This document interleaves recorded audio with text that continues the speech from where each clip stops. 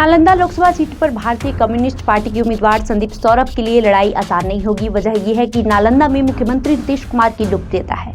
बिहार के मुख्यमंत्री नीतीश कुमार नालंदा से ही आते हैं और साल 2004 के लोकसभा चुनाव में वो यहीं से सांसद भी थे।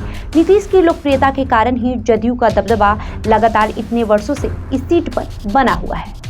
इसके अलावा साल 2020 के बिहार विधानसभा चुनाव में जदयू ने नालंदा लोकसभा से 7 में 5 विधानसभा सीटों पर जीत दर्ज की थी और जदयू की सहयोगी रही भारतीय जनता पार्टी के खाते में 1 सीट आई थी। अगर देखा जाए तो जदयू प्रत्याशी के जीत के लिए यहाँ कोई बड़ा रोड़ा नहीं है। जदयू नेता कौशलेंद्र कुमार लगातार 3 बार से यहाँ से सांसद बन रहे हैं। कौशलेंद्र पहली बार साल 2009 में चुनाव जीते, उसके बाद साल 2014 और 2019 के चुनाव में भी वो यहां से जीतते रहे। विश्लेषकों का मानना है कि जाति भी यहां एक बड़ा फैक्टर है। नीतीश की तरफ कुर्मी जाति से आने वाले कौशलेंद्र के लिए यहां कुर्मी मतदाताओं की संख्या करीब 1/4 है।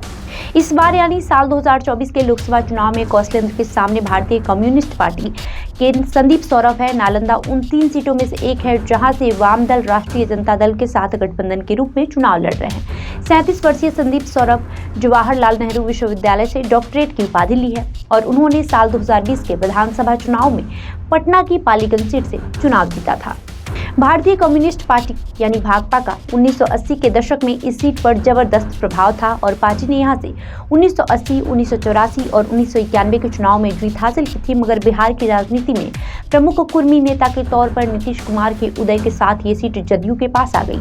अब देखना है कि संदीप सौरभ नीतीश कुमार की लोकप्रियता के बीच कैसे मतदाताओं के बीच अपनी पकड़ मजबूत करेंगे। बहरहाल आपका इस खबर पर क्या कहना है, हमें कमेंट करके जरूर बताएं। धन्यवाद।